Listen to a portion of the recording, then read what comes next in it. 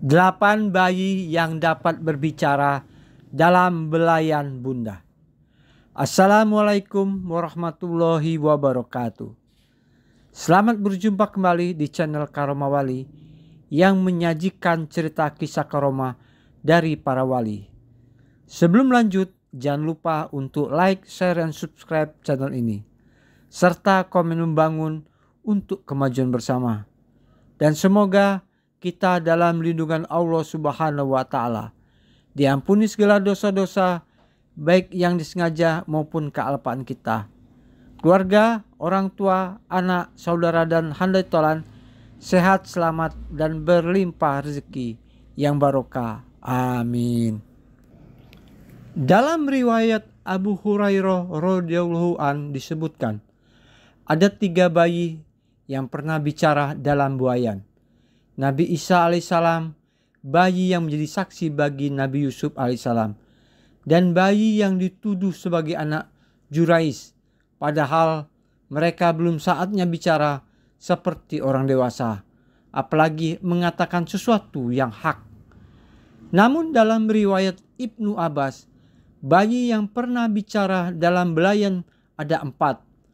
Dalam riwayat Al-Daha ada 7. Bahkan dalam Sirah Al-Waqidi sebagaimana dikutip Al-Qustulani ada 8. Perbedaan jumlah ini bisa disebabkan beberapa kemungkinan.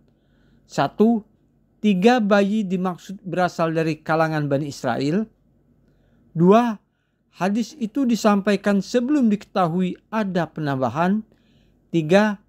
Ketiga bayi tersebut belum termasuk bayi-bayi yang lain. Selanjutnya, Al-Qustulani merinci ke-8 bayi tersebut. Pertama, Nabi Isa alaihissalam. Dikisahkan dalam Al-Quran, setelah Nabi Isa alaihissalam lahir, Siti Maryam menggendong sang bayi menemui kaumnya.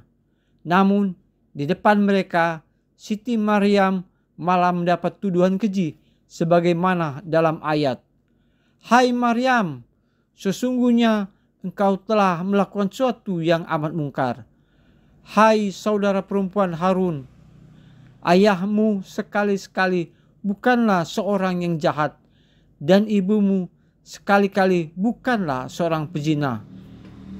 Quran Surat Maryam ayat 29-30. Maka Maryam menunjuk kepada anaknya. Mereka berkata, sebagaimana dalam ayat, "Bagaimana kami berbicara dengan anak kecil yang masih di dalam ayunan?" Tiba-tiba Nabi Isa menjawab, "Sesungguhnya aku ini hamba Allah. Dia memberiku Alkitab, Injil, dan dia akan menjadikanku seorang nabi." Dalam surat Maryam ayat 29-30. Kedua, bayi yang dianggap sebagai anak Jurais. Dikisahkan Jurais sendiri seorang salih ahli ibadah dalam kalangan Bani Israel. Sayangnya, ia pernah membuat ibunya kesal.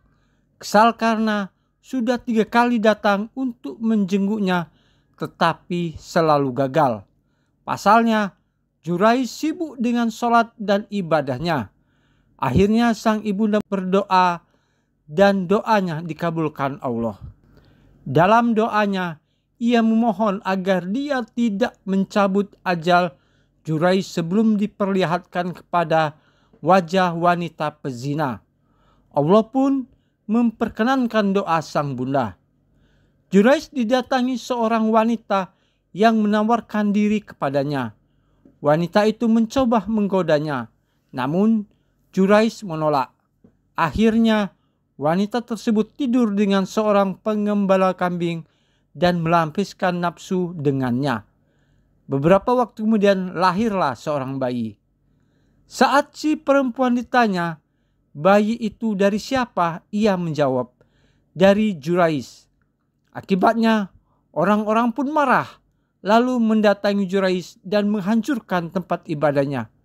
Tak hanya itu, mereka juga memerintah Jurais turun lalu mencaci makinya. Melihat demikian, Jurais pun mengambil wudhu lalu sholat. Usai sholat, ia menemui sang bayi lantas bertanya, "Siapakah ayahmu sebenarnya?" "Hai bayi," tak disangka si bayi bisa menjawab, "Pengembala kambing." Demikian sebagaimana yang diriwayatkan dalam Al-Bukhari dan Muslim. Berkat kesalehan dan ketakwaannya, Allah menyelamatkan Jurais. Dia membuat sang bayi bisa bicara dan memberitahu siapa ayah sebenarnya. Dia kabulkan doa sang bunda dan dia selamatkan pula Jurais dari tuduhan. 3. Bayi yang sedang disusui oleh ibunya. Dikisahkan ada seorang wanita Bani Israel yang menyusui anaknya. Kemudian melintaslah seorang pria berkendara berpenampilan gagah dan tampan. Wanita itu kemudian berdoa, "Ya Allah, jadikanlah anakku seperti dia." Saat itu juga si anak melepas susu ibunya dan menghadap kepada pria berkuda itu sambil berkata, "Ya Allah, jangan jadikan aku seperti dia." Setelah itu, ia kemudian menyusu kepada ibunya. Kemudian melintas lagi seorang pelayan perempuan. Wanita menyusui itu kembali berdoa, "Ya Allah, jangan jadikan anakku seperti dia." Sang anak lagi-lagi melepaskan susu ibunya lalu berkata, "Ya Allah, jadikanlah aku seperti dia."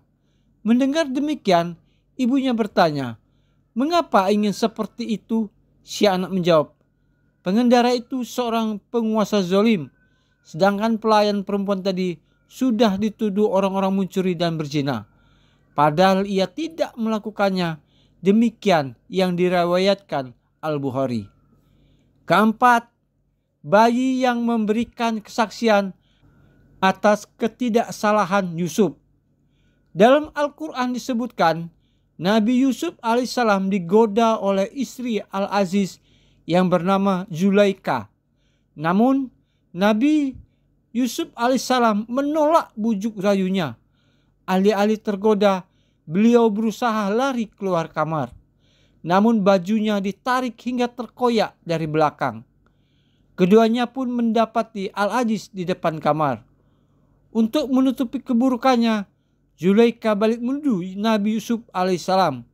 Sebagaimana dalam ayat, "Apa pembalasan bagi orang yang bermaksud berbuat serong dengan istrimu, selain dipenjarakan atau dihukum dengan siksa yang pedih?"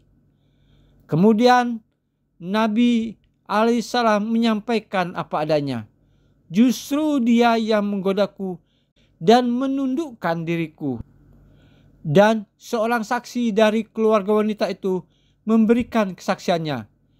Jika baju gamisnya koyak di muka, maka wanita itu benar, dan Yusuf termasuk orang-orang yang dusta.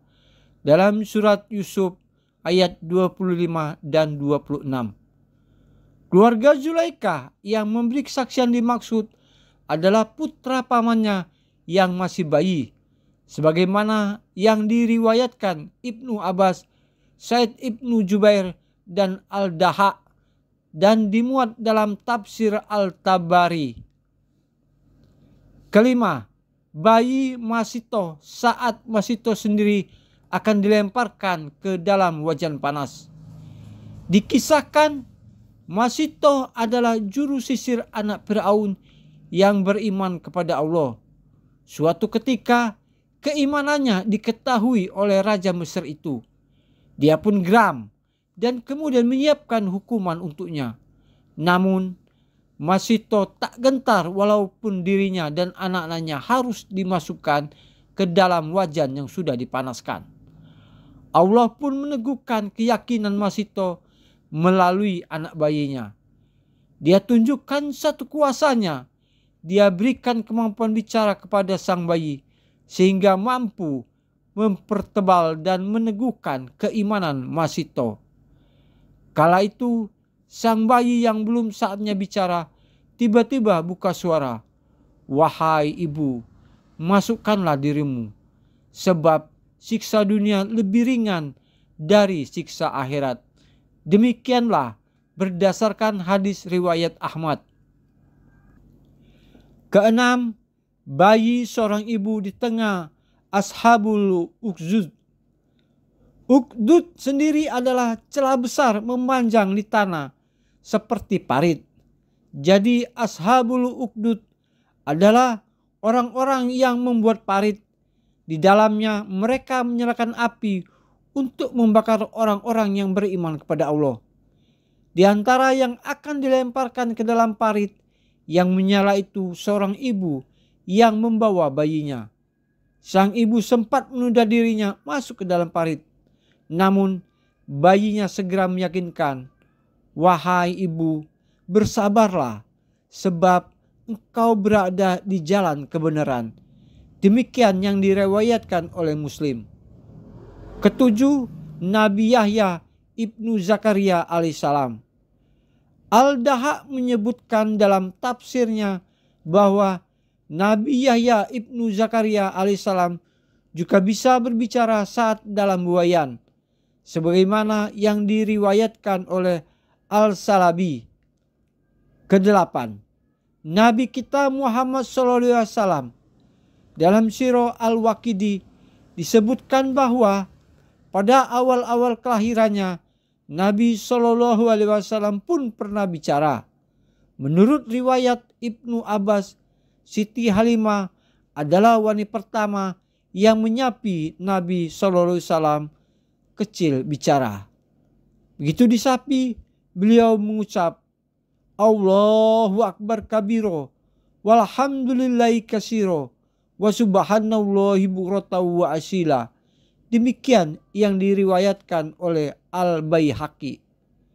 Demikianlah bayi-bayi yang pernah bicara dalam buayan ibunya, sebagaimana yang disarikan dari kitab Syarah Al-Qustulani.